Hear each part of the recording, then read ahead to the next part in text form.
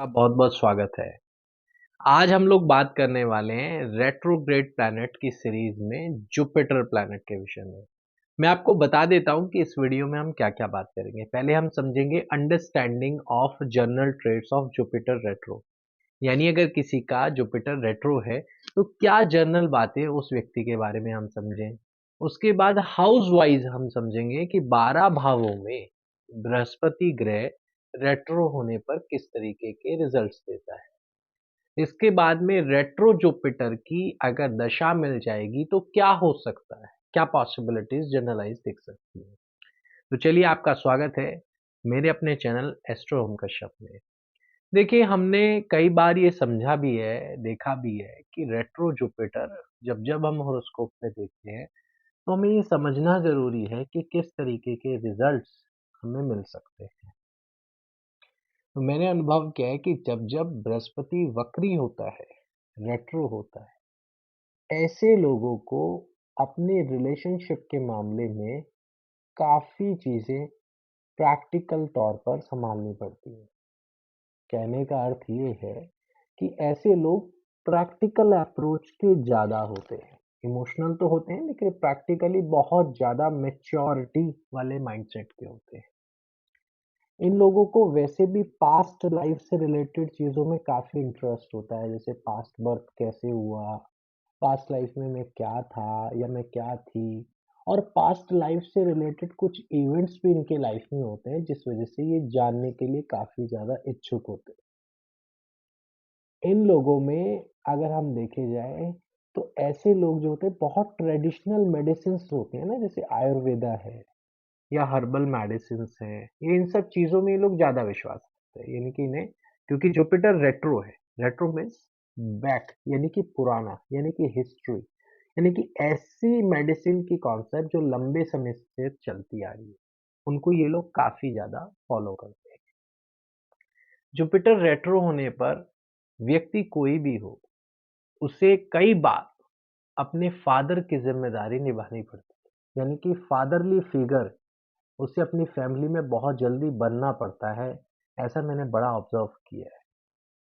और ये भी देखा गया है कि जुपिटर ऐसी पोज़ीशन होने पर, रेट्रोग्रेड में होने पर, ये भी देखा जा सकता है कि ऐसे लोगों के या तो ताऊ वगैरह होते नहीं हैं, यानी कि ताऊ चाचा वगैरह ऐसे लोगों के नहीं होते, मीन्स इनके जो फादर होते हैं, वो सिंगल बॉर्न होते हैं। नहीं तो ये लोग जिस फैमिली में बॉर्न लेते हैं, इनका कोई रियल ब्रदर नहीं होता। यानी कि ये खुद अकेले बॉय और बाकी बहनें ज़्यादा हुई। इस तरीके की फैमिली में ऐसे लोग जन्म ले सकते हैं। इन लोगों में एक चीज़ क्या होती है कि ये लोग घर से दूर जाके ही सक्सेसफुल हो पाते हैं। यानी कि नेटिव प्लेस से दूर जाके इन्हें सक्सेस मिलती है, ये बहुत बार देखा गया है, और विदेश जाने का भी ये बहुत अच्छा खासा योग है। साथ में इन लोगों में लोन्स, जिसे हम कहते हैं ना, बहुत ज़्यादा कर्जा वगैरह की सिचुएशन भी ऐसे लोगों की लाइफ में बहुत ज़्यादा आ सकती है। तो ऐसा भी देखा गया है कि जुपिटर रेट्रो वाले को लोन इजीली मिल भी जाता है, या वो अप्लाई करना चाहे तो उसे जल्दी मिलकर वो कई बार उससे काफ़ी ज़्यादा परेशान भी हो जाता है। रेट्रो जुपिटर आपको वाइज, नोबल, काइंड बना सकता है अगर आपकी अच्छे ज़ोडिएक में वो हैं। यानी कि अगर वह गुरु की खुद की राशियाँ 9 और 12 राशियों में रेट्रो होगा, आपको नोबल बनाएगा, समझदार बनाएगा। समझदारी बहुत अच्छी होती है। रेट्रो जुपिटर वालों को मैं कहता हूँ कि ऐसे लोग किताबों से कम सीखते हैं और लोगों के व्यवहार से ज़्यादा सीखते हैं। यानी कि इन लोगों ने बचपन से काफ़ी कुछ लोगों से सीखा हुआ होता है, इतना किताबों से नहीं सीख पाते। इन लोगों में अपने सच्चे गुरु की तलाश बहुत होती है कि मुझे एक सच्चा गुरु ढूँढना है, मिल जाए। मिलता है लेकिन फिर भी ये लोग अपने गुरु को एक संशय की नज़र से देखते हैं। यानी कि इनकी खुद के पैरामीटर्स हैं, जिन पैरामीटर्स पे ये अपने गुरु को आकलन करते हैं। जिस कारण से रेट्रो जुपिटर वाले को बहुत बार अपने गुरु को बदलना पड़ता है, या अंत में वह ये समझता है कि उसके लिए जो गुरु उसे चाहिए वो गुरु दुनिया में है नहीं, इसलिए वो है खुद को, अपने ज्ञान को स्वयं को गुरु मान लेता है, या फिर किसी एक ईश्वर को जो अदृश्य है, उसे गुरु मान लेता है। जीवात्मक रूप से किसी व्यक्ति को गुरु मानने में उसे काफ़ी समस्या होती है। क्योंकि होता क्या है, ये लोग जैसे ही पहले किसी को गुरु मानते हैं, जो कि जीव रूप में यानी इंसानी रूप में है, कुछ समय बाद जैसे ही उस व्यक्ति के व्यवहार के विषय में या उसके व्यक्तित्व के विषय में कुछ भी खराब इनको पता चलता है या कुछ भी चीज़ें लगती है, तो इनके पैरामीटर से वो गुरु का व्यक्तित्व उस व्यक्ति के विशेष में ढल जाता है। ये फिर उसको ड्रॉप कर देते हैं। फिर उसे इज़्ज़त सम्मान तो देते हैं, लेकिन गुरु नहीं समझते हैं। तो चेंजमेंट ऑफ गुरु लगी रहती है, क्योंकि जुपिटर रेट्रो है ना, आपको आपके गुरु को बदलाव कराता रहेगा।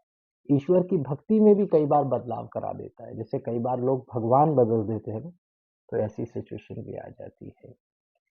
ऐसे लोगों का खर्चा बहुत बढ़ जाता है लाइफ में, यानी कि एक्सपेंडिचर्स बहुत होते हैं ऐसे लोगों की लाइफ में। चलिए अब हम समझते हैं कि 12 भावों में इसके क्या रिजल्ट्स हो सकते हैं, और जुपिटर रेट्रो की जब दशा आती है तो क्या रिजल्ट्स मिल सकते हैं। देखिए, लग्न में जुपिटर रेट्रो होगा तो व्यक्ति अपनी प्रीवियस बर्थ से कुछ ऐसी नॉलेज लेकर आता है जो कि उसे विलक्षण ज्ञान का स्वामी बनाती है, यानी कि बहुत इम्प्रेसिवली नॉलेज होती है उस व्यक्ति के पास में, जिसके बदौलत वो समाज में बहुत ज्यादा ख्याति भी प्राप्त करता है। और रेट्रो जुपिटर लगन में होता है तो बहुत सारे रिलेशनशिप आते हैं और छूट जाते हैं।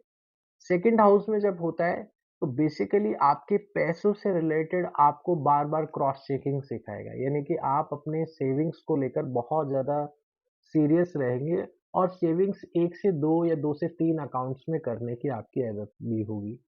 तीसरे भाव में बृहस्पति यदि वक्री होता है तो व्यक्ति के साथ में उसके रिलेशनशिप, उसके छोटे भाई बहनों से संबंधित चीजों में अचानक से पॉजिटिव और नेगेटिव दोनों रिजल्ट्स मिल सकते हैं, यानी काफी लॉस भी आ सकता है लाइफ में। ये वो सबका भला करे, उसका कोई भला नहीं करेगा। चौथे घर में रेट्रो जुपिटर मदर को स्पिरिचुअल तो बना देता है, लेकिन एजुकेशन में कई बार बहुत बार डबल डिग्री करा देना या डबल पढ़ाई करा देना या डबल क्लास कर देना ऐसी चीज़ों को बना देता है।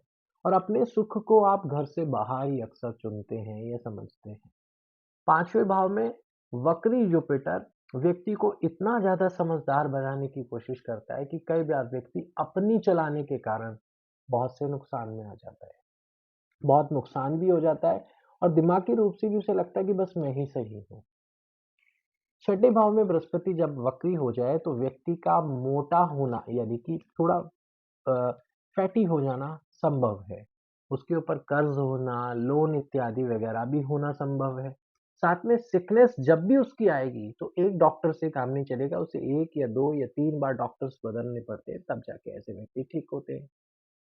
सप्तम भाव में वक्री बृहस्पति आपकी मैरिड लाइफ में बैलेंसिंग का बड़ा प्रॉब्लम क्रिएट करता है। कभी आपको लगता है मैं मैरिड लाइफ में रहूं, कभी लगता है नहीं रहूं, कभी लगता है मैंने शादी क्यों करी, मैं परेशान हो गया, या मुझे शादी से पहले बेहतर था। कुछ ऐसी सोच देखकर आपको प्रीवियस लाइफ से रिलेटेड स्पाउस से ही आपकी शादी कराता है, ये भी मैं चीज बता दूं यहाँ पर। अष्टम भाव में रेट्रो जुपिटर आपकी सिकनेस को कभी भी बढ़ा सकता है। मतलब हो सकता है कि आप लाइफ टाइम अच्छा रहें, 50-60 साल तक बेहतर हैं, या 40 साल तक आपको एक बुखार भी नहीं हुआ हुआ तो मीन्स कम से कम बीमारी हो, और फिर अचानक इतनी बड़ी बीमारी दे सकता है जो आपके अमूमन सोचने से भी बाहर हो। इसलिए 8th हाउस के जुपिटर रेट्रो होने पे बड़ा ध्यान रखना पड़ता है। सिकनेस रिवर्स होकर आती रहती है। 9th हाउस में रेट्रो जुपिटर बहुत अच्छे रिजल्ट्स देता है, व्यक्ति को धर्मी बनाता है, धर्म से जोड़ता है, लेकिन व्यक्ति को नॉन वेज से दूर रहना चाहिए, नहीं तो ये परेशानी काफी ज्यादा कर देता है। 10वें भाव में अगर जुपिटर रेट्रो होगा तो आपकी प्रोफेशनल प्लेस पे काफी दिक्कतें आती है। आपको घर से दूर जाके नौकरी करेंगे तो सक्सेसफुल रहेंगे, नेटिव प्लेस पे आपको बहुत परेशानी आएगी, रिस्पेक्ट भी नहीं मिलती है, और आप जितना एफर्ट्स करते हैं उसके कंपेयर में आपको उतना रिजल्ट्स नहीं आता है। कई बार लोग कम पैसे पे हाई पोस्ट पे काम कर रहे होते हैं, सुनिएगा, हाई पोस्ट कम पैसे, ऐसा भी देखने को मिला है। 11वें भाव में बृहस्पति रेट्रो हो जाए तो व्यक्ति अपनी नॉलेज का भंडार लेके पूरी दुनिया में घूम रहा होता है, लेकिन उसको समझने वाला व्यक्ति नहीं होता है। यानी कि ऐसे लोग अगर जुडिशरी में रहे तो ठीक है, अदरवाइज वो इतने नॉलेजेबल हो जाते हैं कि कोई उनकी सुनने को तैयार नहीं, या किसी को बताएगा तो वो लोग कहेंगे कि नहीं यार, तुम थोड़ा चुप हो जाओ, या हमें तुम्हारी ये बात नहीं सुननी है, तो इन्हें डिटेल में मत एक्सप्लेन किया करो, क्योंकि बृहस्पति 11वें भाव में वक्री हुआ तो ज्ञान के भंडार को बढ़ा देता है। 12वें भाव में रेट्रो जुपिटर अमूमन घर से दूर ले जाता है, अध्यात्म में बहुत ज़्यादा ले जा सकता है आपको, या आपको ऐसा डॉक्टर या आपको फॉरेन में ऐसी जगह ले जाए या घर से दूर इस तरीके से ले जाए कि अचानक आप वहाँ पर जाके प्रसिद्धि प्राप्त कर लें या दुनिया में आपका नाम भी हो सकता है। अब अंत में आते हैं कि दशा में अगर जुपिटर रेट्रो है और उसकी दशा आ जाए, तो सबसे पहले होगा क्या, आपको पास्ट लाइफ का आपका गुरु आपको टकराएगा जो कि अचानक से आपको मिलेगा। अब वो गुरु के साथ आप कितना लंबा समय रहेंगे, नहीं रहेंगे, ये डिपेंड करता है कि आपका जुपिटर कौन-से हाउस में प्लेस्ड है, उसे और कौन-से प्लैनेट्स देख रहे हैं और वो कौन-से नक्षत्र में बैठा है। उस आधार पे तय होगा कि आपको गुरु की प्रवृत्ति कैसी मिलेगी, आप उसके प्रति कितने डेडिकेटेड रहेंगे और पास्ट लाइफ के बहुत से लोगों की एंट्री आपकी लाइफ में होगी। 7th हाउस में रेट्रो जुपिटर की अगर दशा आती है, तो मैरिज होती है पास्ट लाइफ के स्पाउस से। अब वो कई बार इतना खराब निकलता है कि इंसान ये सोचता है कि मेरे पिछले जन्मों के कर्म ही होंगे कि इतना खराब मुझे स्पाउस मिला। और कई बार इतना अच्छा निकलता है कि ऐसा लगता है कि मैंने कब ऐसे अच्छे कर्म करे कि मुझे इतना अच्छा स्पाउस मिला। मैंने एक ही छोटा-सा एग्ज़ाम्पल कोट किया है। इट डिपेंड्स कि आपके 12 भाव में जुपिटर कहाँ है, कौन से ग्रह से देख रहे हैं नक्षत्र, उसके आधार पे जुपिटर की रेट्रो की दशा को एनालिसिस किया जाता है। तो आज के लिए वीडियो में इतना ही। बहुत-बहुत धन्यवाद।